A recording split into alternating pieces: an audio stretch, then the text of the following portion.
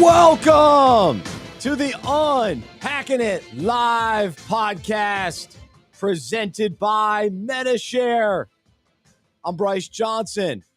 For the next hour, we will unpack sports, faith, and life with you and the Unpacking It community of sports fans. Luke is here. Henry is here. We have a new intern, Landon, who's in studio with me today in Charlotte.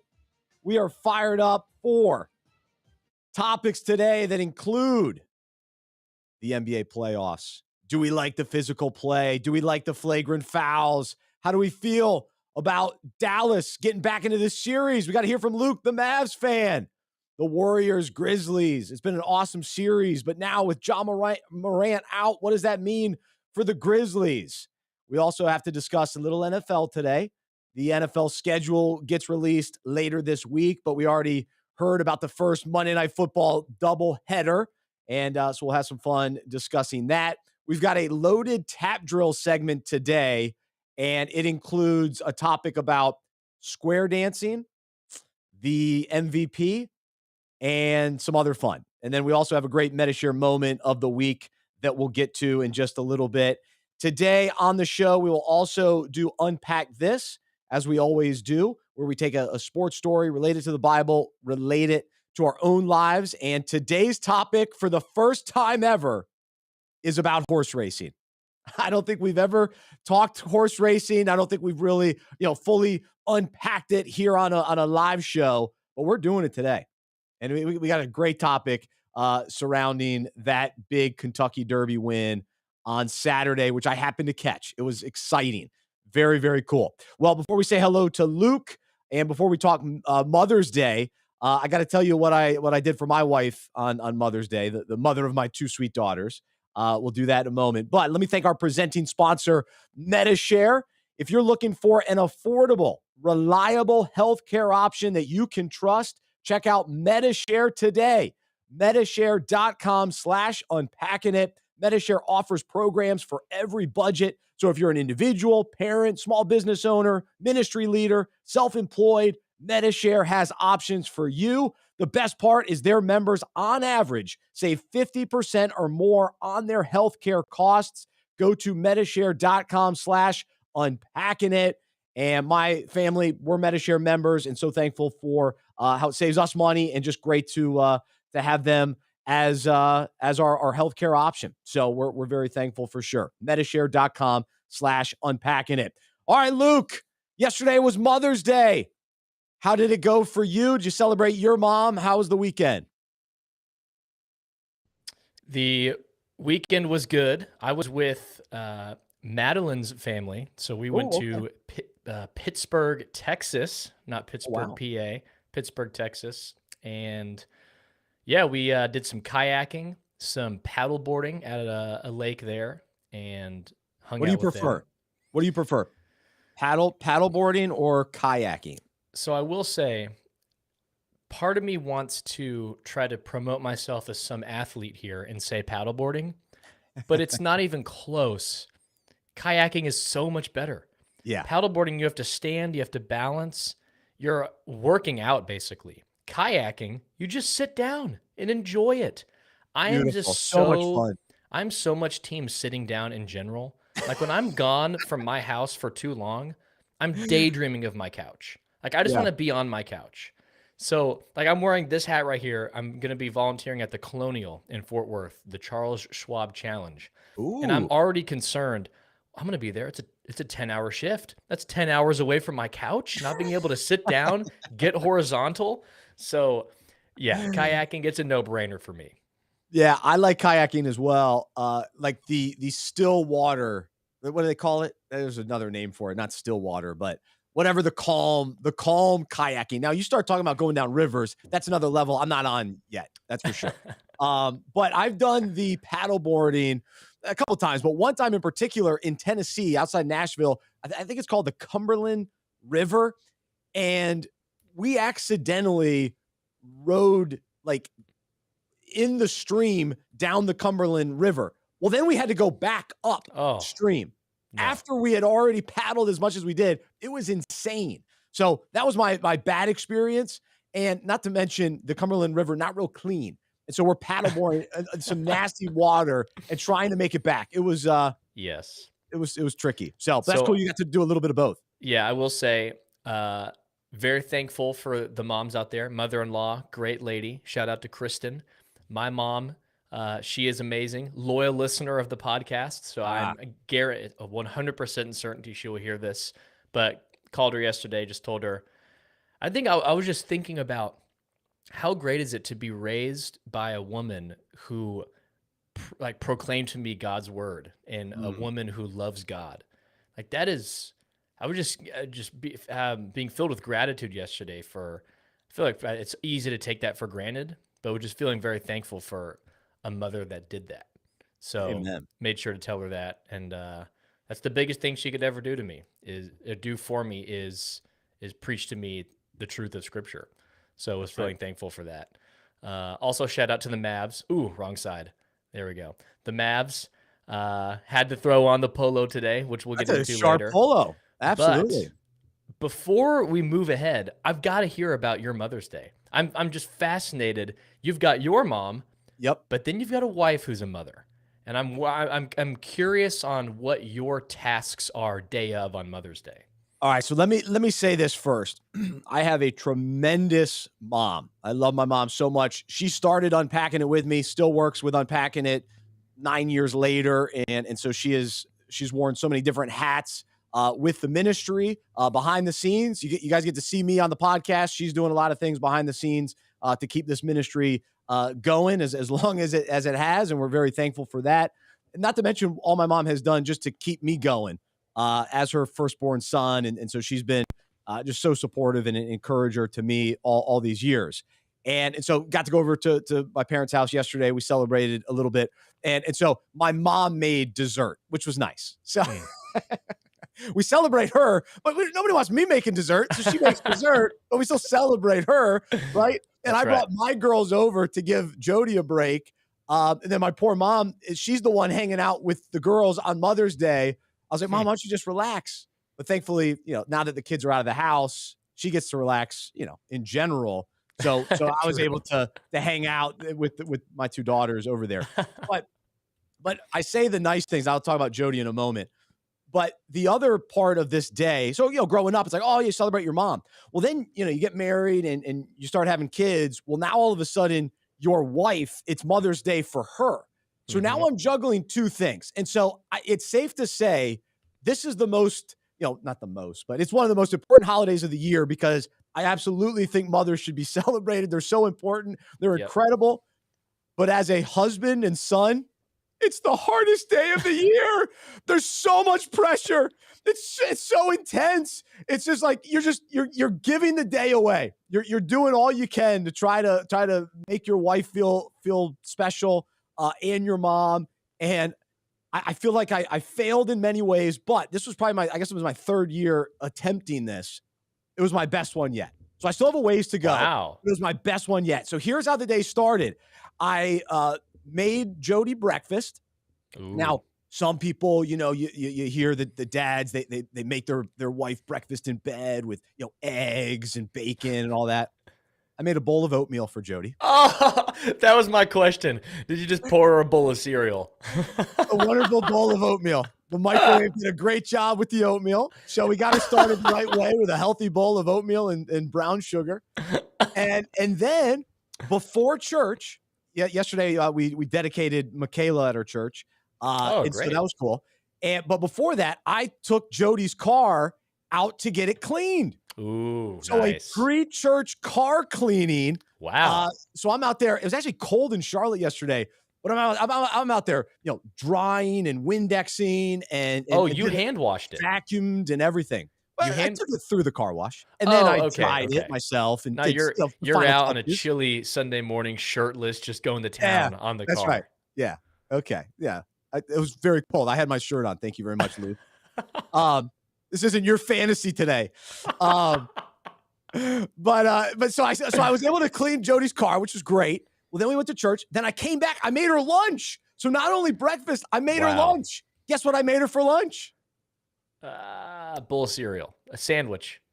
peanut butter and jelly. Gosh, you're really digging deep. You're deep into your bag of tricks. Check that. It's not even peanut butter. Almond butter. We went all out for the almond butter. From Trader Joe's? Butter and jelly. Trader Joe's almond butter? I can't confirm that, but Okay. it was almond butter. So anyways, I made her breakfast, and then my Jody got to go out with her mother for dinner. So it was a big day. We had fun, but I did realize it's one of the more challenging days of the year. There's no question about it. So we can't too quickly gloss over that the meals, although you did spend the effort to make 2 meals for your wife, which is tremendous because that is certainly not the norm. And Sunday morning, you're washing the car. But while you're making oatmeal in PB&J, are there thoughts in the back of your head telling you, this just isn't good enough? Yeah. Can I do better here? Yeah, especially for, Jody is a tremendous mother, and, having to be pregnant with both of them and nursing and taking care of them every day, juggling 2 of them. They're only 2 years apart. So she's a beast. She's a champion. There's no question about it. And so the other thing is, as important as the one day of the year is, you go all out for Mother's Day. It's like, where do you even begin? Like a peanut butter and jelly sandwich compared to the countless meals that she's making for both daughters all day, every day. Right. I mean, it's just ridiculous. I mean, what can you do? And then like for my mom, like I didn't even get her a card yesterday. It's like, it's almost a smack in the face. What, a card for all that she's done for me for 35 years of my life. And here's a card. That's not enough. So I said, forget the card. I'm not doing a card. So that's where I came out on that too. So it's a very challenging day. So I'm curious for the listeners today, what did you do? What was your approach for your own mom, for your wife? If you have kids with your wife, what's the approach for the ladies listening today? What do you like on Mother's Day? What's the win? What's the win on Mother's Day? Curious, some post-game reaction from Mother's Day weekend. Would love to hear that. I really do think a heavy dose of gratitude is a great gift. However that's communicated, maybe PB&J is the extent of your capabilities in the kitchen. And maybe that really shows, hey, I am so thankful for you. I'm going to prove it by dominating this PB&J.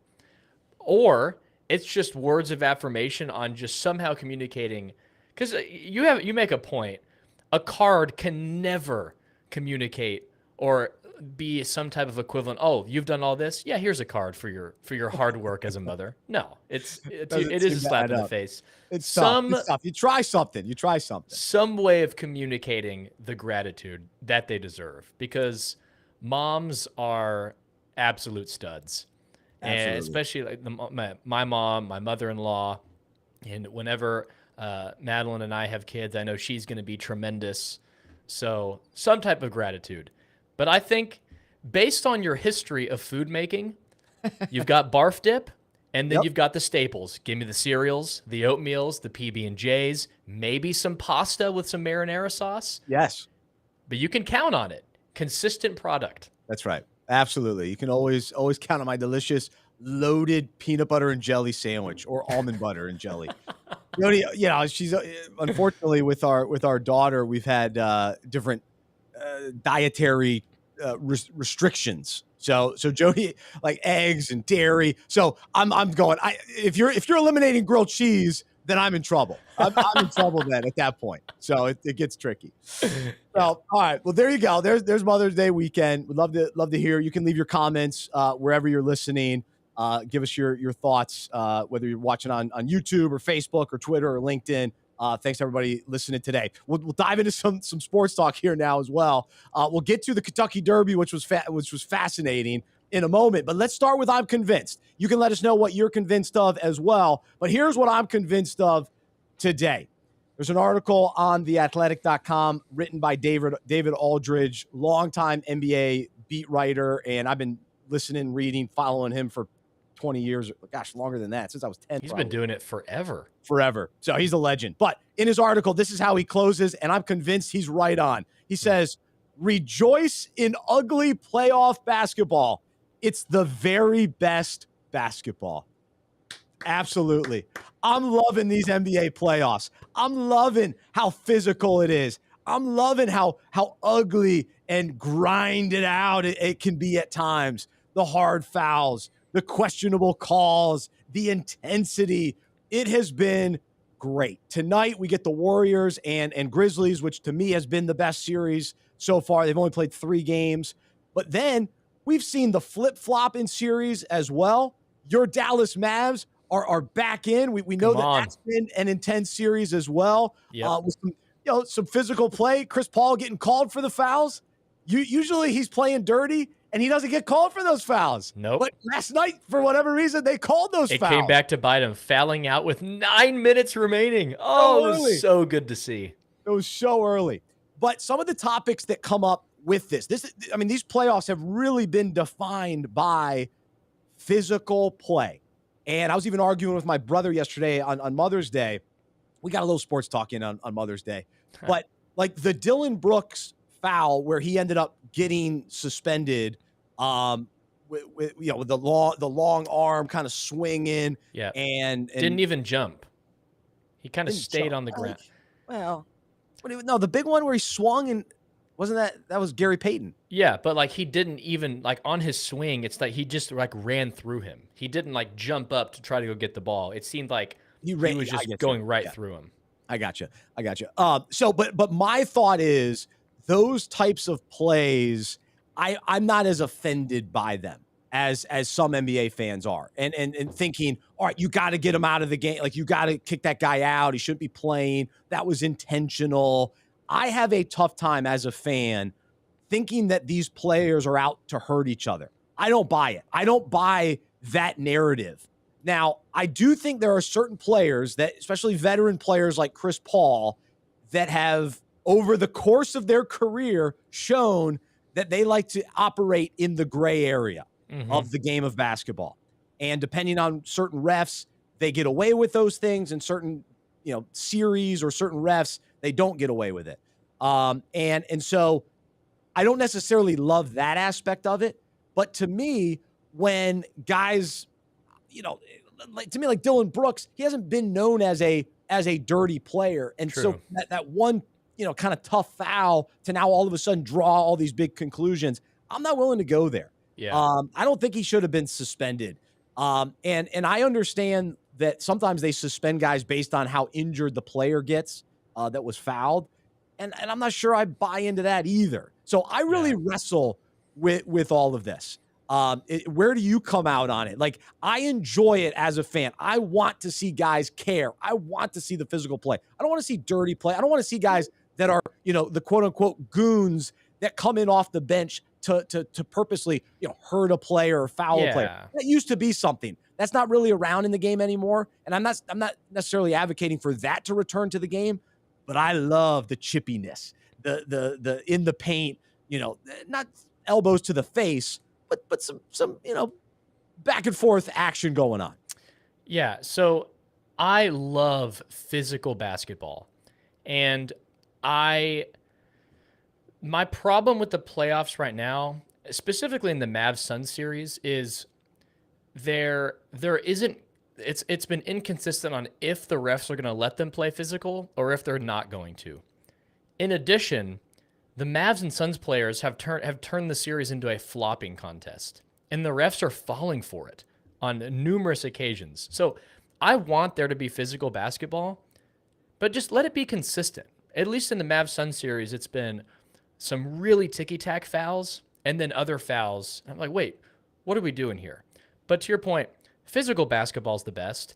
The soft, flagrant one that gets called all season, like there are certain fouls, and it's not even close to being a flagrant, but yet, oh, well, by the book, it's got to be. No, come on. Where's the common sense? I wanted it to be physical basketball, let there be contact, and that just makes it more fun. Like Aldridge in his article is saying, the grimy, the ugly, the messiness of playoff basketball, that's where it's at its best. Not when it's just three-pointer after three-pointer, touch fouls after touch foul, 130 to 140 point games. No. Around 100 points, it's messy, it's physical, it's ruthless. Teams are having to grind out W's. That's where it's at its best. It's no brainer. again, I don't like the dirty play, and it's such a fine line, but that's almost the fun part of it too. Like kind of debating whether, wait, was that dirty? Was that just a tough physical play? And so then you hear the commentators going back and forth. You hear the who's the ref that they bring in from New York, the old refs, Steve Javy. He's always funny to me. He's always funny to me. Like the background for some, I don't know. It's just the setup for him is always interesting. It's like he's in like NASA or something. Like, dude, where are you? What headquarters are you located in here? I agree. I don't know what. Okay, would you rather have that or your NFL draft boy who's just in his recliner in his sofa? Who's that? Kuiper. Would you rather have Javy set up or Kuiper set up? Yeah, well, that's true. Well, Kuiper had a unique. He needs to be at the draft. I mean, I think that's pretty clear. Yeah. But anyway, so I'm curious your thoughts as a listener today. Have you enjoyed these NBA playoffs because of the intensity, or do you like more of the, I mean, all these series have had a ton of 3-pointers too. Your Mavs hit what 20 some yesterday. Oh yeah. What they land with? What they finish with? 20. Yeah, they got the 20. It was it was outrageous. So, that can still take place in the midst of the physical play. So that's where I come out. But the whole idea too of retaliation that now Jordan Poole, like he tried to hurt Ja Morant. I personally don't buy it. I really don't. I was driving in today listening to Doug Gottlieb, and he was talking about like guys today, they don't play that way to try to hurt other players. It's just that's just not the way it goes. But in the course of an intense physical game, like those types of injuries are going to happen, and kind of awkward physical interaction is just going to take place. It's just part of the deal. Yeah. So I kind of side on that side of it. Yeah, so. I just to add, Josh on Facebook commented, Luka and Chris Paul make the refs' jobs nearly impossible when it comes to foul calls. Which that's the hard thing. Like I want there to be physical basketball, but then these guys are able to take advantage of the refs who just fall for the exaggeration. Like, dude, did you just get hit by flopping. A hammer? Not a flopper. Yeah. I hate flopping. Yeah. I hate it. So we get rid of that. But I don't know. The game's set up where it's so easy to get a touch foul, to overreact. So I just love that Chris Paul got a taste of his own medicine and he fouled out on kind of a borderline touch foul. That was so great for me to see. Yeah.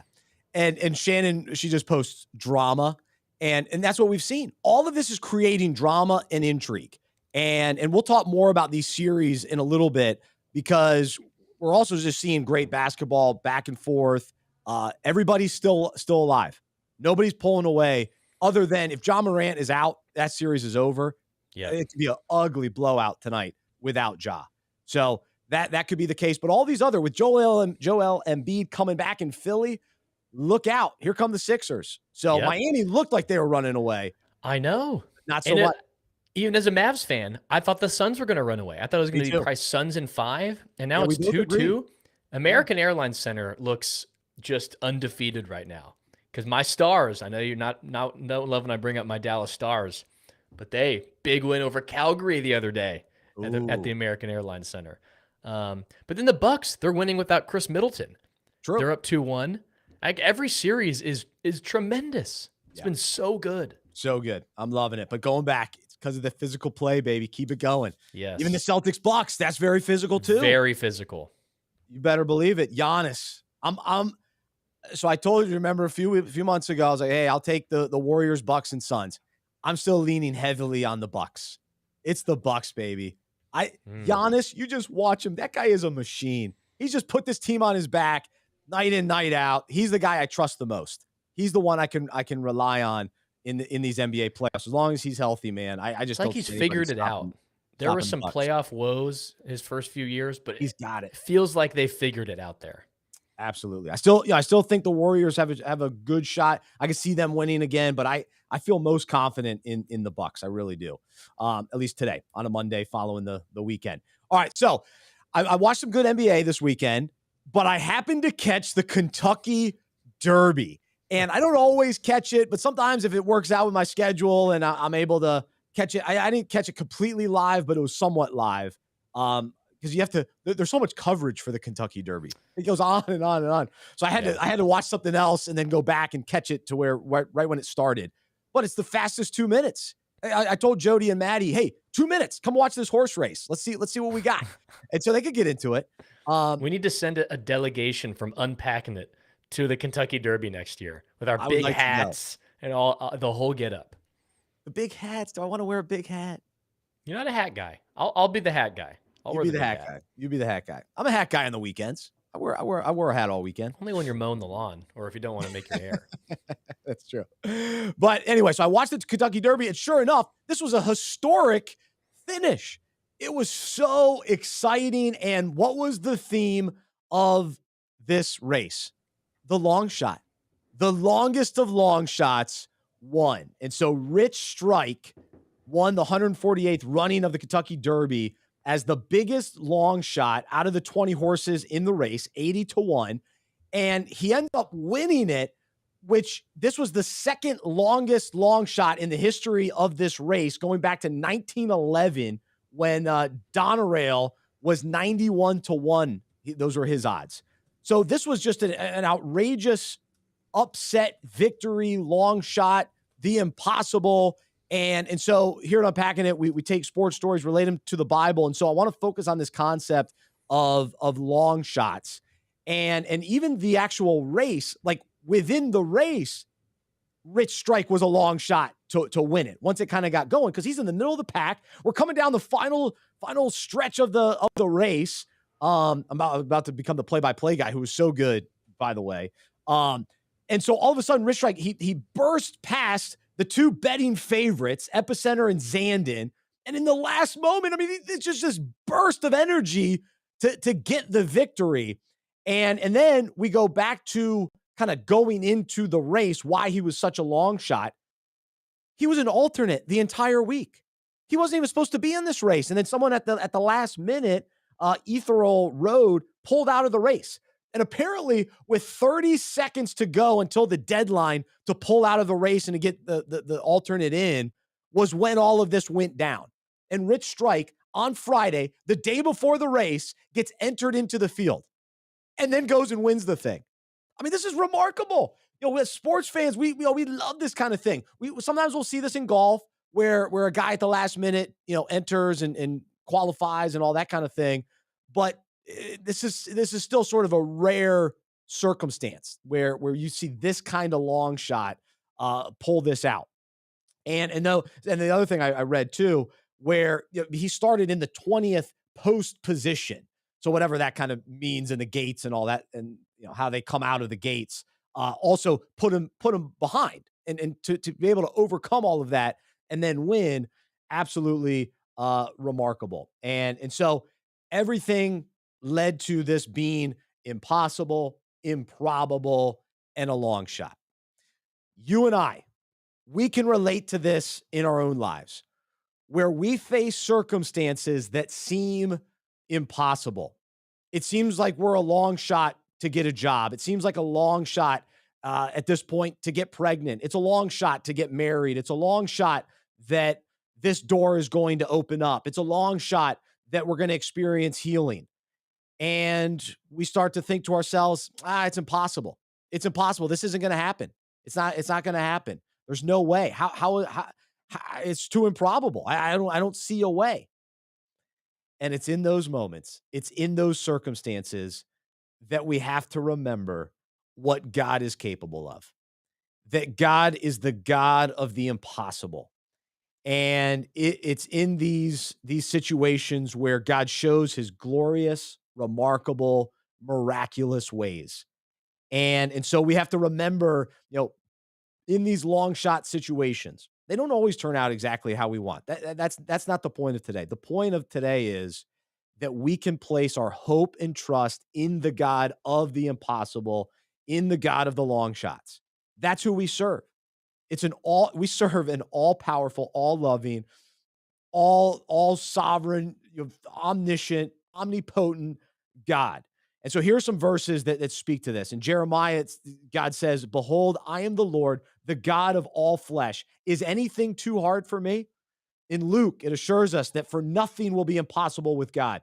Matthew tells us, Jesus looked at them intently and said, humanly speaking, it is impossible, but with God, everything is possible. And so no matter what we're facing today, that's what we can cling to. That's the truth.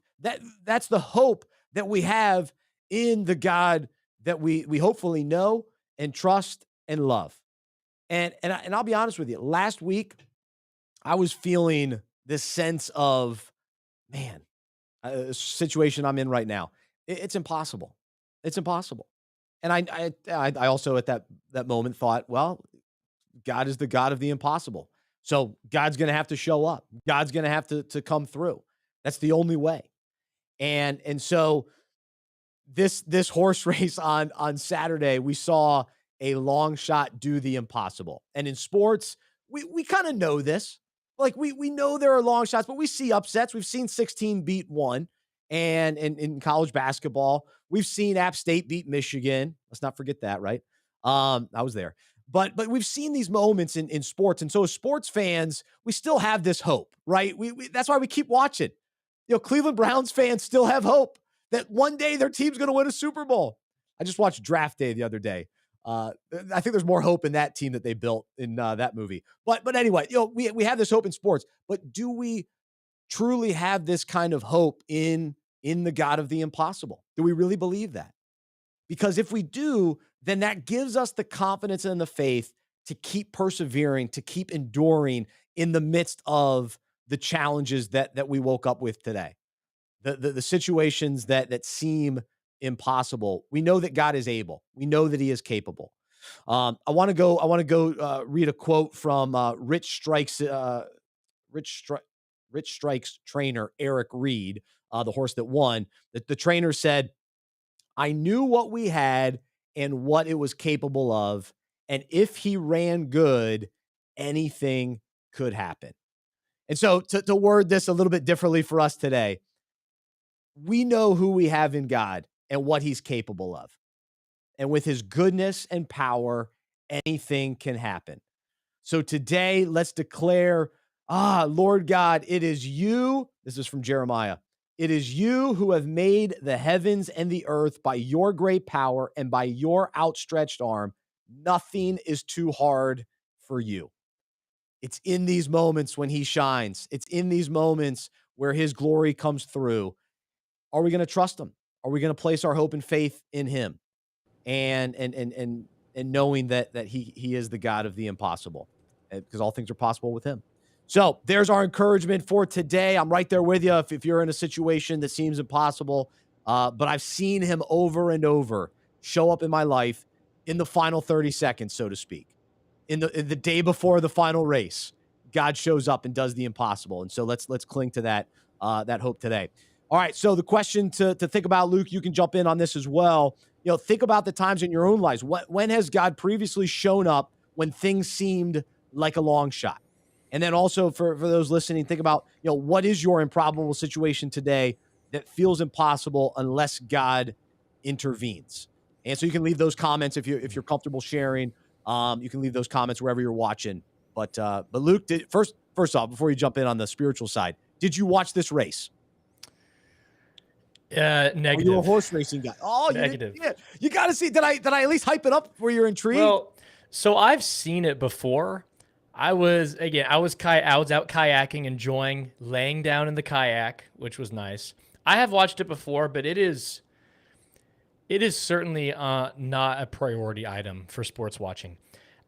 Since being married, I have to be strategic in what gets the nod for what I'm going to watch. This is 2 minutes, Luke. We're asking for 2 minutes. It's the fastest 2 minutes. There's just so much hoopla and look at me. Oh, it's just an appearance thing. I'm going to show up. Oh, look who's here at the Kentucky Derby. I don't really care. I don't care what you wear. I don't care who's there. I don't care that you're at the Kentucky Derby. The race itself, yeah, that's cool, but I did not tune in this year. All right. Regardless of that, what's your take on the God of the impossible, long shot circumstances? How do you relate to this? Well, it's a great topic. And again, I think we talk about this all the time. It's important to remember and reflect and to have these conversations Because in our own sin and our own weakness, it's easy to forget who God is, what he's done, what is true. But being able to talk about that with fellow believers is really important. So for this conversation, as you're talking, I'm reminded, well, yeah, God is the God of the impossible. And that begins with our sin, understanding that we're born with a sin nature. We're depraved completely. We can't save ourselves. Ephesians 2 says we're dead in our sin. Romans 3, we fall short of the glory of God.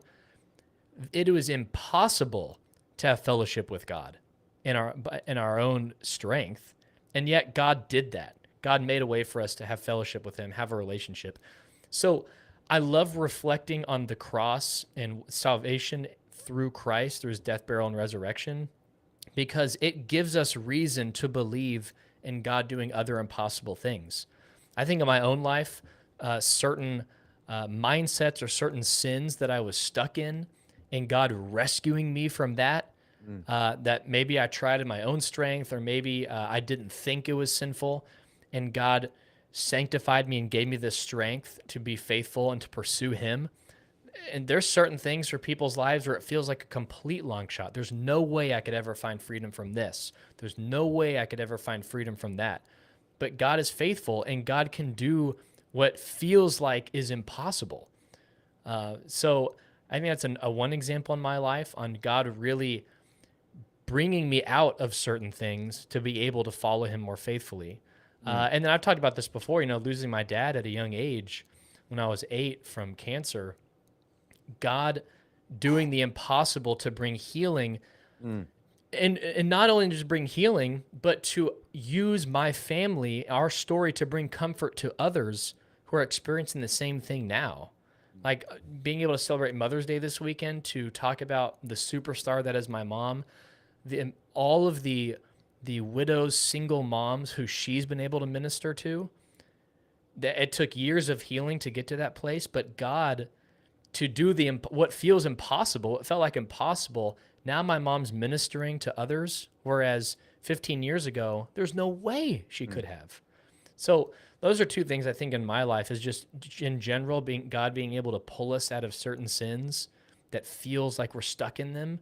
And then I guess my family, just the feeling of loss, God doing what we felt like was impossible to bring us out of that and to be able to minister to others.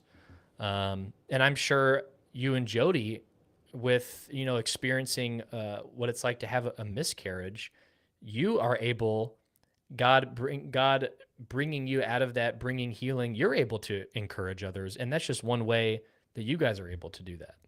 That's right. Absolutely. And so, yeah, I think we always got to remember the impossible situations from the past that God came through on.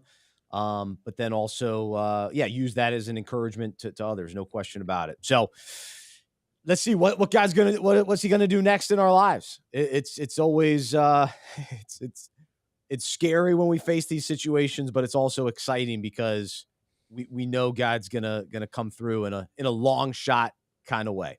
That's where it's where he shines. It really is. It's those but God type of situations. But unless God does something, but unless God shows up, it is impossible. So there you go. And again, not for our own glory, but God's ultimately going to do to bring glory to himself. But we're created in such a way that when God gets glory, we are fulfilled, like to be part of that. That's right. And again, scripture, that's why reading scripture is so important as well. Being able to remind ourselves, oh yeah, God's strong enough to do that. God's big enough to do that. God's gracious enough. All of the countless stories in the Bible where only God was able to bring healing, to bring change, to bring victory. It's like, come on, there's so many examples, but we easily forget. We easily get turned in on ourselves and forget that God is big enough to do the impossible. Absolutely. Absolutely. So, amen. There's Unpack This. If you haven't subscribed to the Unpack This devotional, check that out on unpackingit.com/subscribe. That goes out Monday, Wednesday, Friday in email form. And so we encourage you to check that out, unpackingit.com/subscribe. So let's talk a little NFL, and then we'll try to squeeze in some more NBA playoff talk as well. But I was intrigued to see the Monday Night Football doubleheader was announced. So we got a little bit of a teaser. The full NFL schedule is coming out Thursday, I guess, but we're gonna get little nuggets, little appetizers. We heard the games overseas that are coming out. We got that schedule, so a couple interesting matchups there. But the doubleheader Monday night. So I'm intrigued for a couple reasons. One, it'll be the debut of Joe Buck and Troy Aikman on Monday Night Football, and they posted a video today. I encourage people to watch on social media. Did you see this, Luke? Mm-mm. Oh my I have goodness. not. It was so goofy. Oh, so I mean, I'm embarrassed for them. I mean, Was it a miss? Were they going for a home run here and it was just a miss? but it was just hilarious. Like they're like hanging out on I guess on someone's back porch or something, and they've got like a camera phone, and it's like Joe Buck taking it back and forth between him and Troy. They both don't fit in the screen, and it's like they just invested whatever millions of dollars in these two guys, yet they can't send a camera crew to do their big announcement to say, hey, Monday Night Football week 2, Titans, Bills, Eagles, Vikings, strong matchups. And Joe and Troy are like fumbling around doing this video announcement. I appreciate the rawness to a certain extent. Trust me, we don't do everything perfect here, as we saw last week where my microphone fell off. So trust me, I'm not throwing stones by any means, but I just thought it was hilarious that these guys kind of fumbled their little debut announcement. So go check that out on social media. But anyway, the matchups are set. I always love the doubleheader. I think that there should be a doubleheader every Monday night. That'd be sweet. Like it would certainly get my viewership. Yeah, the overlap, because I'm not a big Thursday night guy, but I haven't necessarily been a big Monday night guy until the Manning cast got me back into Monday night last year. I took a few years off of not really being as invested in Monday night. There's a lot of big changes because now Sunday night's different. Yeah, with Michaels and Collinsworth no longer being paired there. Yep. That's going to be different, even though Tirico is tremendous and is going to be good, just fine.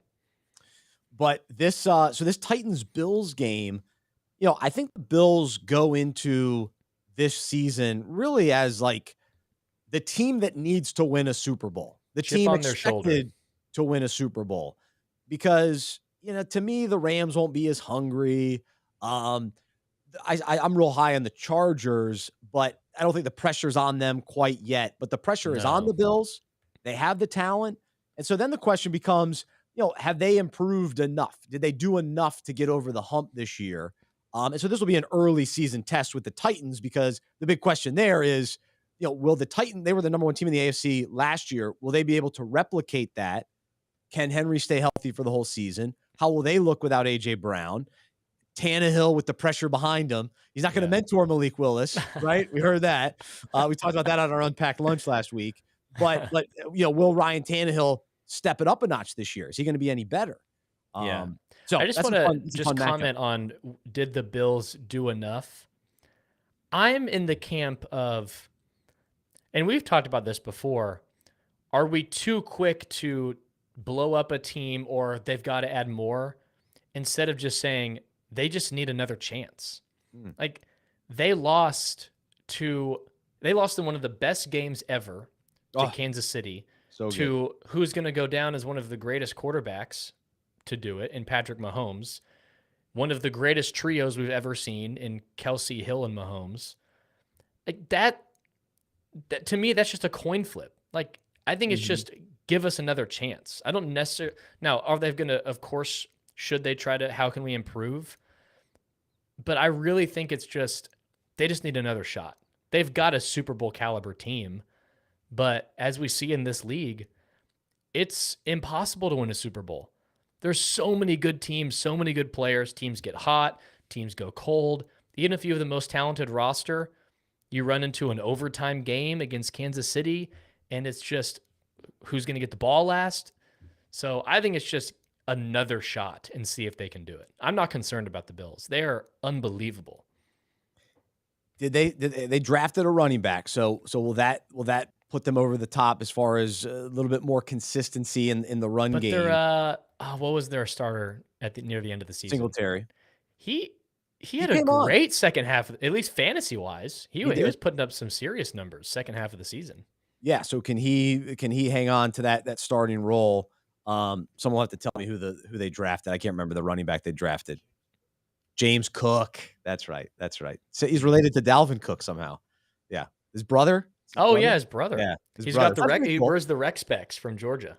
Yeah, it's Georgia running back. So yeah, he's got a good shot. He's got a good shot of being a contributor. So to me, that was the biggest hole with the Bills kind of going into the offseason. So we'll see if Cook is the answer there. So yeah, shout out to Landon. I got a new intern in the studio, so now I can just turn to him and I get the answer. That's right. That's nice. So there we go. We're all set. I like that.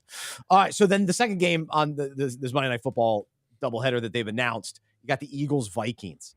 So the Eagles, I was with my my buddy who's an Eagles fan. I was with him Friday night, and he's excited about AJ Brown.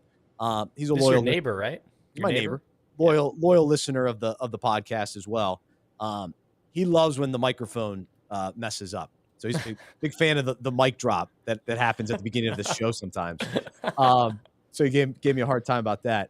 But the big deal with AJ Brown, I'm excited to see what Jalen Hurts has with kind of another off season with this coaching staff, because last year Nick Sirianni was just taken over. So can Hurts take another step?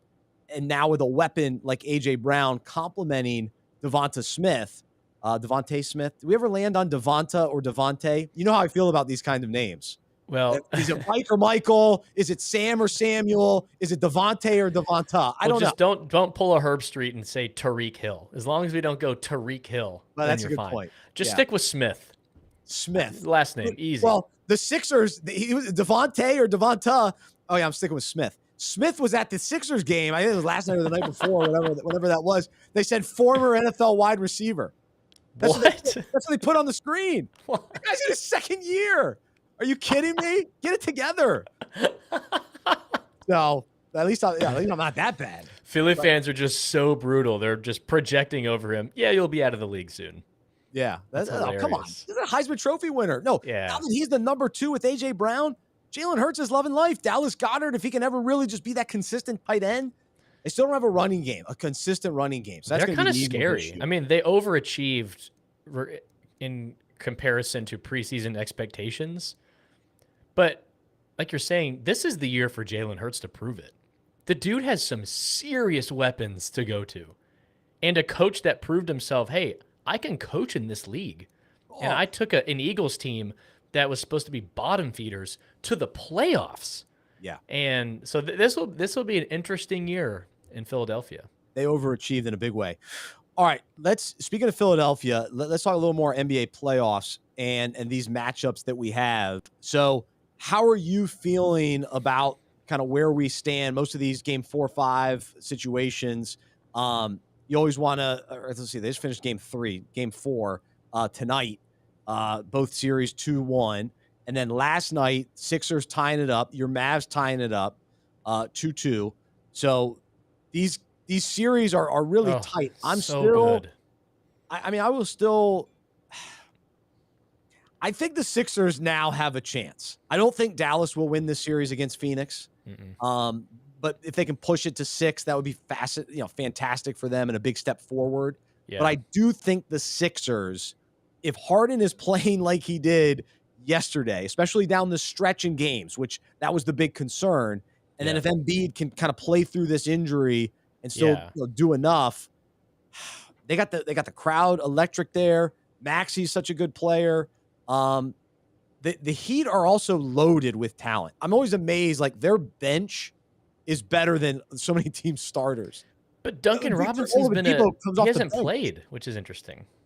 Yeah, Duncan Robinson. I mean, you throw him the last 2 games, he hasn't played 1 minute, which I don't know what's going on. One of the Morris twins, like he finally played yesterday. He hadn't played much at all. My thinking is there's certain teams that must advance. The Celtics must beat the Bucks, who are missing Chris Middleton. I don't know about that. Without Chris Middleton, the Celtics, they've built a roster where they think we've arrived. We have 2 dominant wing players, defensive player of the year. We have Robert Williams. I mean, like their team, they've put together a team we're ready to win it all, and now we're playing the Bucks. Well, yes, they have Giannis, and they're defending champions and they're really good still, but they're missing Chris Middleton, who was an All-Star last year. So to me, the Celtics must advance. The Suns are going to beat the Mavs. I mean, the Suns are probably the best team in the NBA. They were head and shoulders above everyone, especially in the Western Conference this season. I mean, they have probably 3 dudes on their bench that can start on 25 other NBA teams. Like Cam Johnson off the bench, that dude's an NBA starter. He's unbelievable. And yeah, so the Mavs getting it to 2-2 was awesome. I was very pleased to see that, but they won't beat the Suns. Well, Finney-Smith isn't going to be hitting that many threes every night. That's hard to replicate. But in one sense, yes. But in another sense, they're so open. Like, it's not like them. It's not, I don't think it's a fluke in that the Mavs are just hitting these contested threes all night long. Like, they're choosing to collapse on Luka, who's a great passer. These are wide open looks they're getting. So percentages should go up. So it's like they're having wide open threes.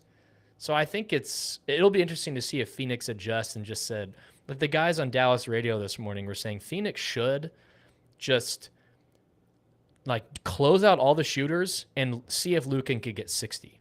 If he can get 60 and we lose, fine. But we're not going to let all these wing shooters just get open look after open look. True. Because they've proved they can make them. So I'm hoping they keep leaving them open because these dudes are snipers out there. It's been awesome. And Brunson being a pretty solid number 2 guy these last couple games. He's going to get paid so much money this offseason. I was thinking about that. Dallas still has to pay him no matter what. Even if they end up trading him in the long run, they got to re-sign him. Or they have to because it's not like, oh, we can let him go and get someone else. Like I don't know. I feel like you have to try to match every single offer. Absolutely. Yeah, they got to do that.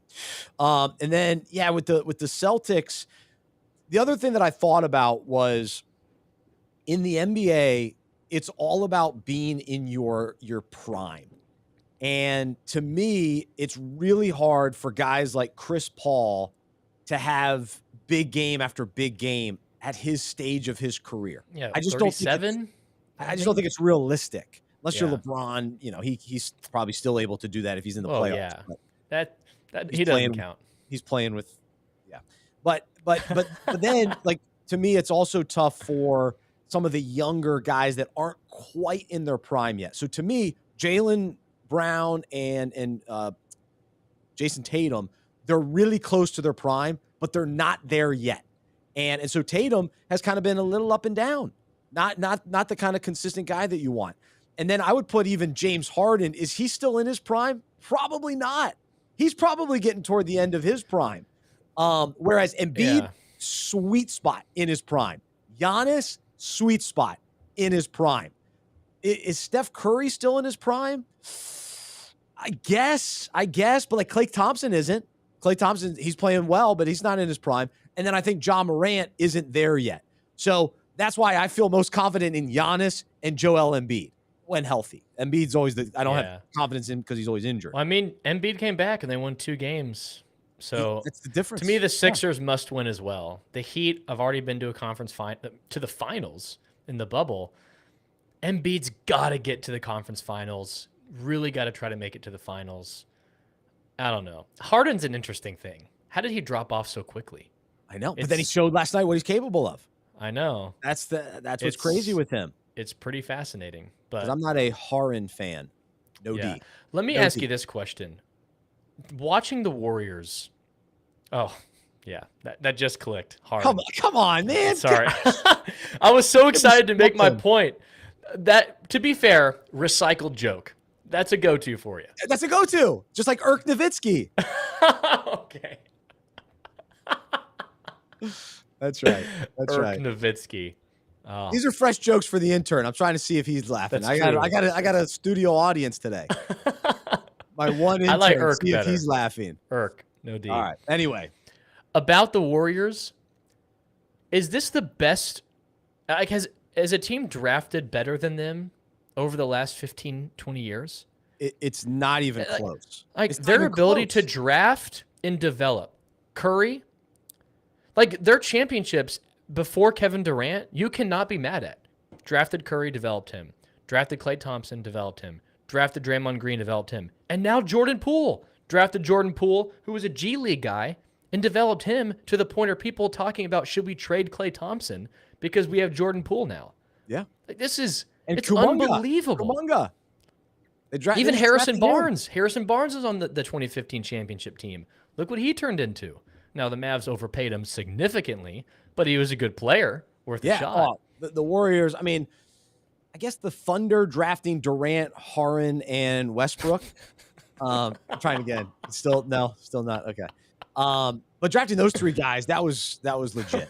But since then, and then the Celtics, they've drafted well with Tatum and Brown. Yeah. But yeah, I mean, what the Warriors have done, there's no question about it. It's remarkable. So still fun with Golden State. Always enjoy watching them and looking forward to tonight with the Grizz. Shannon commented without John Morant. Shannon commented, we need a laugh track or crickets. One of the two. We'll figure that out. Okay. There you go. It is a good joke. I was just so eager for my take. I totally tuned you out. Yeah, that's all right. Real relational for me. Yeah, thanks. All right, let's jump into our Medishare moment of the week. So each week we try to find something in the world of social media or sports or something that caught our attention. They either made us laugh, made us shed a tear, whatever it may be. This week's Medishare moment of the week makes us laugh, and it looked like it made a lot of people laugh. So this is let's see, the Los Angeles Angels, and they just won a game, and Brandon Marsh and Tyler Wade attempted a Gatorade bath during a post-game interview for Anthony Rendon. And so here's what happened. We're going to show the video. Luke, you've got it ready to roll? We got it ready. All right, man. You play the video, and then we will respond. So hopefully people saw it. Huge. Total miss. So they bring the Gatorade bath over, and they totally on the ground, and then he falls. This is Marsh. Marsh falls to the ground and just tumbled.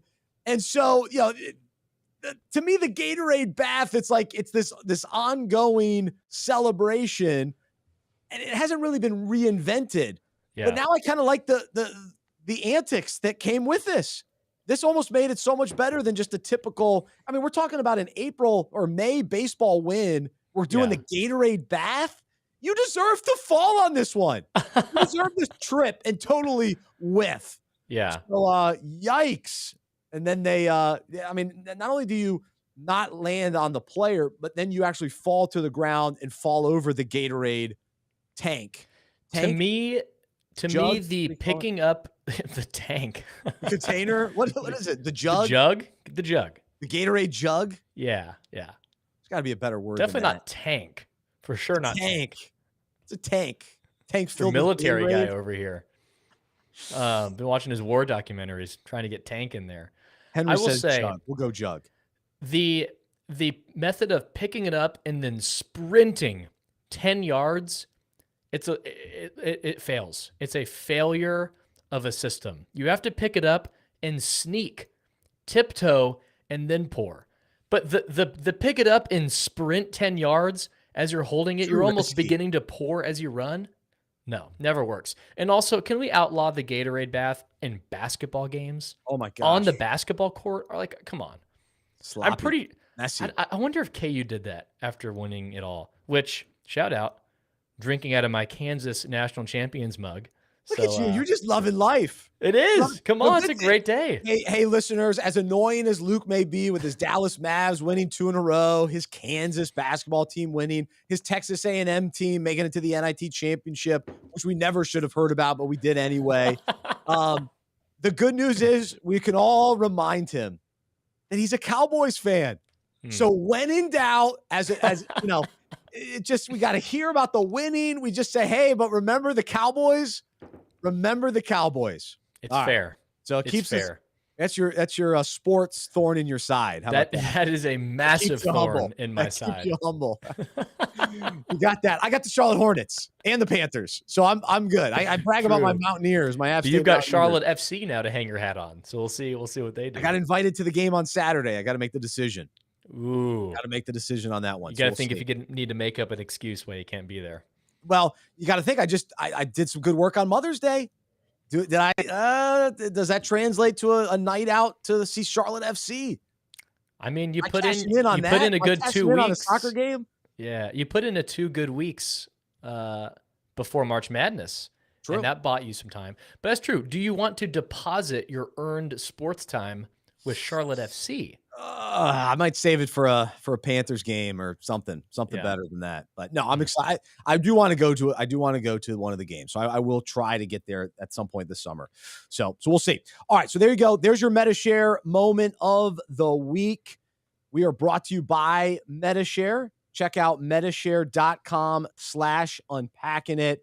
Just take a look. Take a look if you can save some money with your healthcare. See if it's the right option for you. They offer programs for every budget, and the best part is their members, on average, save 50% or more on their healthcare costs. So medishare.com/unpacking it. Well, we love wrapping up the show with some goofiness, some fun, maybe a sports story that we missed throughout the show.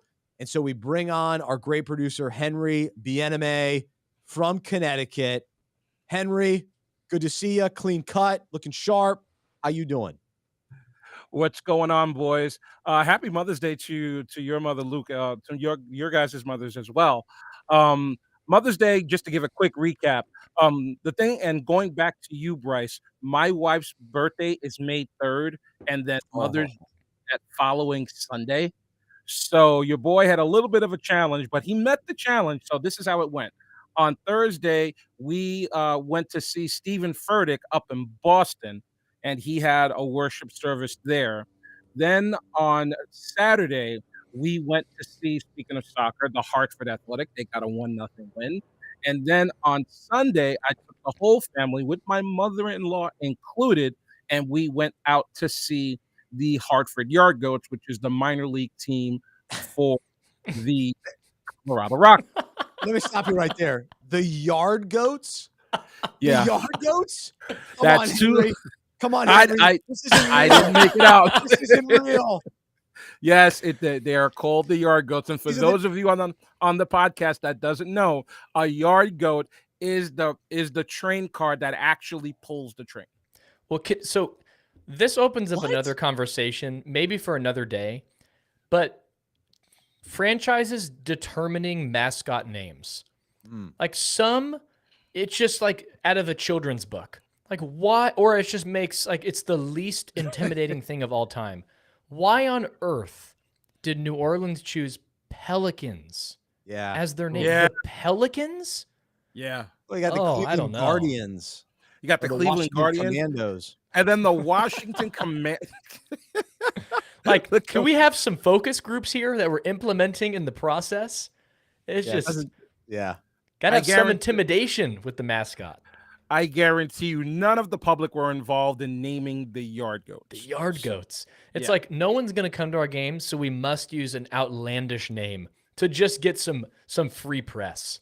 We'll be the Yard Goats. Well, Henry, I hope you at least got your wife a funnel cake or something at the Yard Goats. Was she thrilled about this? The Yard Goats? Oh, she was. Oh, she was fun. She loves going to baseball. This? She loves going to baseball, especially, and that's a whole other topic for another day. But in answer to your question, that wasn't the only thing. I got both my mother-in-law and my wife a dozen of chocolate-covered strawberries. Ooh, nice touch. Well, so what's Henry's wife going to do to get him back for Father's Day? Take him to a ballet recital? Oh, my God. My wife hates the ballet. You took me to a Yard Goats game. Yeah, we're going to go see the symphony for your Father's Day. That's right. I think that'd be more of a punishment for her than it would be for me. Oh, wow. No, that's cool. Live baseball is fun. I'm with you. We've got multiple places around here. We have Charlotte, but then some of the smaller towns around this area have other random teams. The Cannonballers and I'll tell you what. The Charlotte Checkers minor league hockey team, unbelievable. One of the best games I've ever been to. Wow. At Bojangles Arena or Coliseum. Right. What a great place. Don't get me started on the hockey teams up here in Connecticut. One of them is the Sound Tigers. I'm not exactly sure what a Sound Tiger is, but that's the minor league team for the Islanders. Let's just pull two nouns out of a hat, put them together. That's our mascot. I love it. I love it. All right, Henry. All right, let's jump into Tap Drill here. If you guys didn't know, earlier today it was announced. Sorry, Luke, it was not Luka that got the MVP. It was none other than the reigning MVP, who is now a two-time MVP, Nikola Jokic. It was announced today that he is now a back-to-back NBA MVP. He averaged a double-double for the season, almost a triple-double, 27 points, 13 rebounds, 8 assists, and he is the only person in history to rack up 2,000 points, 1,000 rebounds, and 500 assists. Now, if you go on Twitter, the people's champion, no offense to Dwayne Johnson, is Joel Embiid. So, boys, did they get the NBA MVP right? So I was thinking about this driving in or sometime today. To me, the MVP has to be more than a stat guy, meaning they have to be valuable to the NBA. And I'm not sure that people are tuning in to watch the Denver Nuggets ever. And so if not to mention, they're not even in the second round of the playoffs. And I understand this is a regular season award, but how many times do we have to watch the Nuggets lose in the playoffs, and we're still going to give Nikola Jokic the MVP? No, it's Joel Embiid, and we're seeing it right in front of our eyes. This is the MVP of the league. It's very clear. People tune in to watch the Sixers. Embiid does commercials. He's great for the NBA. He's a big personality, and he's awesome, and he carries his team. He's a difference maker. You know, to me, Nikola Jokic should be the guy that, like, finishes second every year. That, like, you look back in the history and it's like, wow, this guy had incredible numbers. He's a really good player, but he doesn't actually win it. That's how I feel about it. So I'm surprised he's won not one, but two. So that's shocking to me. Yeah. To other perspective of it, to see what you see the face of the league. Not that Embiid is necessarily. Then I would give it to Giannis. So, like, to me, it's like Giannis or Embiid. Either one would be fine with me. Just to give perspective on the other side of it, he did take the Nuggets to the playoffs without Michael Porter Jr. and Jamal Murray, who had season-ending injuries. That's fair. And his numbers are incredible. So I don't think it's a matter of, wow, what a miss by the league to give him the MVP. No. The sports fan in me was wanting to see Embiid get the credit deserved for what an amazing player he is. And maybe this is just too much emotion for my perspective on this, but I feel like Embiid deserved it. Like, where he's come from, he was averaging 30 a game for most of the season. I mean, his value to the team is just amazing. He is so good. Now, just to add a little more annoyance for if you're hating Mavs talk, how can Luka continue to be left out? Now, I realize to win MVP is hard because it's not insane that Luka was left out when it's Giannis, Embiid, and Jokic. But my boy Luka, he's got to be in the conversation next year. Oh, he will be. He was this year. But he's a rising. He's not there yet. He's not in that prime yet. So he'll get there. And Ja Morant too. He'll be in that mix without a doubt. This year he missed too many games probably. Yeah. Team. Shannon says team MVP, but not league MVP. Yeah, to me it's like you got to be really dominant over the whole league, and everybody's kind of tuning in to see what he's gonna do. And part of it is just his style of play, maybe as well. Not as flashy. All right, Henry, next question.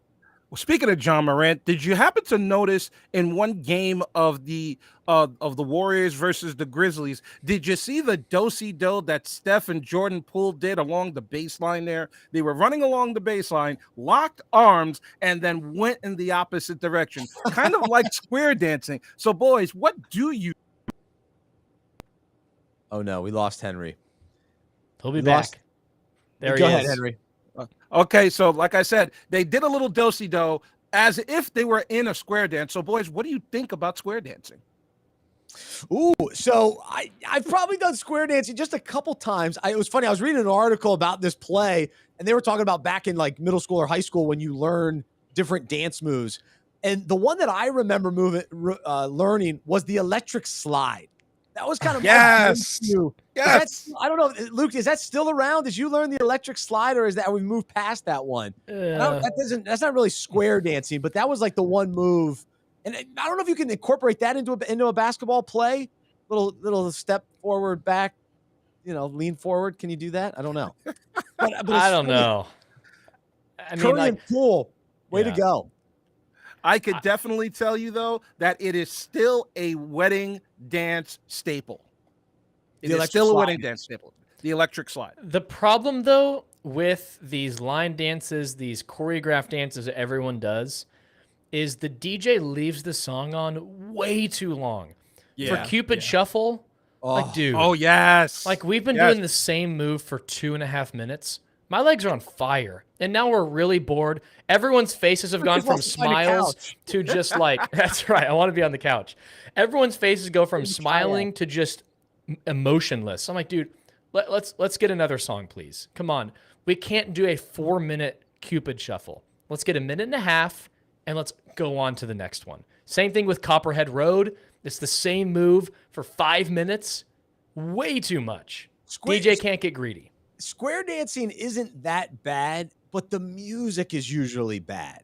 So like the actual act of square dancing, I could probably get behind it. But then the other thing too is you end up having a lot of dance partners. So if you're really, with someone, then you really just want to dance with that person. You don't want to be dancing with the whole room. Whereas, so square dancing is almost this kind of, I don't know, a different phase of life, maybe. So I haven't been square dancing anytime lately. Well, as the DJ of Tap Drill, we're going to go on to the next topic.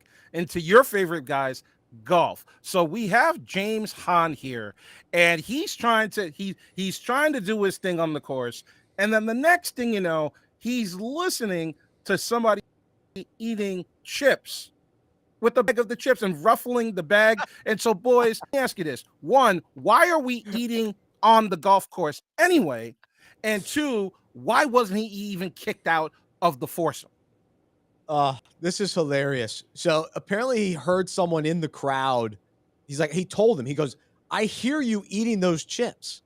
I mean, these golfers are, usually they're locked in and focused, but we all know this, right? And this is my question for you guys is, are you the one in your marriage that gets annoyed with the other person when you have to hear them eat or drink? Or are you the one that is the annoying one? So for me, I drive Jody nuts by the way that I crunch. She doesn't like the way I crunch.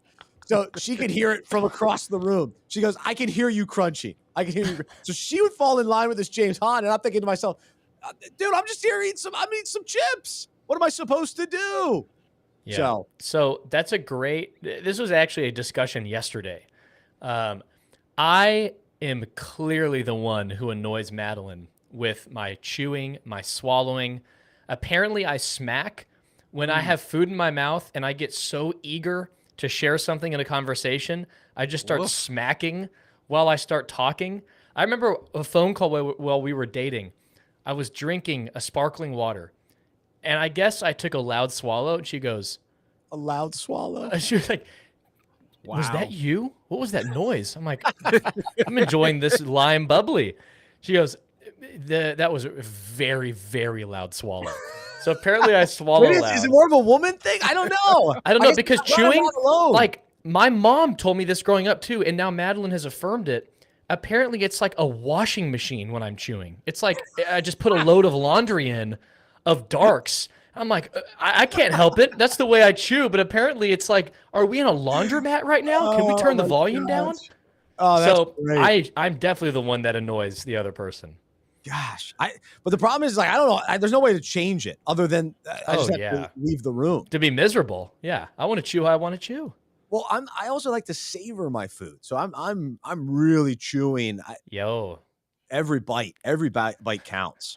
So Well, for me in particular, my wife does it at the most inopportune time when I'm wound down, ready for bed. I'm almost there, and then you hear crunch, crunch, crunch. Ooh. And now I'm up for the next 2 hours. Oh no. Yeah. Wow. Yeah. So that, But go ahead. I don't want to go. I have no interest in going into your bedroom, but it sounds like she's snacking before bed. So yeah, that's what she does. Yeah. Yeah, that's wow. Yeah, that's a tough one. That could be annoying. That's fair. So we're gonna move on from that, and we're gonna leave it there. But that's a tough. I hate that for you. That's a tough situation. We're going to leave that right there. We got one more tap drill, though. Today is the anniversary of one of the favorite sports rants of all time. We're talking about practice. Or was it maybe Allen Iverson? Maybe last week it was. Yeah. With Allen Iverson's, what was it, like a 3-minute, 4-minute tirade? We're talking about practice. Not a game, practice. So, boys, what is your favorite sports rant of all time? Gosh, what a great question. So I think of the most common ones, it's Herm Edwards, you play to win the game. Because I think it's true. I love it. I love Herm Edwards, former guest on the show. So I think that's my go-to one. I will say the one that annoys me more than anyone of all the others is the Jim Mora playoffs. I don't like that. It's annoying. Like you're always talking about playoffs. It's a playoffs. Playoffs. Stop. Get it out of here. I don't want it anymore. So I've got two, and the last one I'm gonna need your feedback on it, Bryce. The first one is Mike Gundy's rant on I'm a man. I'm 40. I love that. Write about me, which I totally agree with his point he's making. Like, stop trying to destroy my players who are 19 years old in the paper trying to say they can't do their job. I'm a man. I'm 40. Awesome rant. Now, I don't know if the second one classifies as a rant, but I thought of it, and it's when Jim Rome kept calling that other guy a girl or a... Oh, no. You'll have to remind me the details, but I read an article that considered it a rant. So do you consider it a rant / we've talked about it, and it is... I thought it was a bit. I asked you, I was like, wait, was this a bit or was this real? No, that's who Jim Rome is. Oh. Jim Rome, that was so long ago, it was early 90s. Jim Everett was the quarterback for the Rams, and Jim thought he was soft, and so he called him Chris Everett, which I forget what sport Chris Everett. Do you remember, Henry? What sport was Chris Everett from? Tennis. He was like a gymnast. Oh, tennis. So he was calling Jim Everett Chris. So he did this on the radio. Well, then he brings Jim Everett onto his show in person, and Jim goes, welcome on Jim Everett. No. Check that. Chris Everett. And then Chris goes, call me Chris one more time. And Jim goes, all right, Chris, welcome to the show. Glad to have you here, Chris. And then Chris flips the table. He flips the table, or Jim. Jim flips the table. Yeah, be careful. Jim Everett flips the table, and they go after. They have a little scuffle. I mean, I saw that, and I was like, was this an SNL bit or what's going on? Oh, the way you say it, though, it's almost like the precursor to that elf scene. Call me an elf one more time. That's exactly right. Call me an elf one more time. You're an angry elf. Great connection. I've never thought of that. That's tremendous. It's the exact same. Tremendous, Luke. Well, we're definitely going to end on my favorite one. God rest his soul. Denny Green. We are who we thought they were. And we let him off the hook. And I'm going to let you guys off the hook of Tap Drill. Perfect. Great job, Henry. Yeah, I like that one too. I'm still in on that rant. Do you guys remember the one? There's like a minor league baseball team, and the guy, we're dogs. Remember that one? Don't look that one up. I forget. Coastal Carolina or something. Is that what it? Coastal Carolina. Coastal Carolina. Yeah. Coastal Carolina. We're dogs. We're dogs. That one's pretty epic too. So there you go. There's a tap drill today. Good job, Henry, Luke. Great show. Thanks everybody listening. Thanks to our new intern, Landon. He helped on today's show as well. Thanks everybody listening. All the feedback on the chat. We appreciate you guys. And thanks everybody that reaches out later. I appreciate your emails and texts and love hearing from our listeners. So you can always email me, Bryce@unpackingit.com. Bryce@unpackingit.com. Well, coming up this week, we've got a couple more interviews that we'll keep releasing. We try to release 2 a week. So be on the lookout for those. Last week, we had Rocky Seto, incredible interview with him, former Seattle Seahawk coach under Pete Carroll, left to become a pastor. Really inspiring. So I encourage you to check that one out. And then also, if you haven't subscribed to the weekday email devotional, you can do that on unpackingit.com. Well, for all the guys here, I'm Bryce. I'm a sports fan who follows Jesus. I believe in the good news that he died on the cross for my sin. He was resurrected. And through faith, I've been saved by his grace. I hope that is true for you as well. And I hope you'll join me as we live life as sports fans who follow Jesus together. Have a great rest of your day. We'll talk to you next time right here on the Unpacking It Live podcast, presented by Medishare.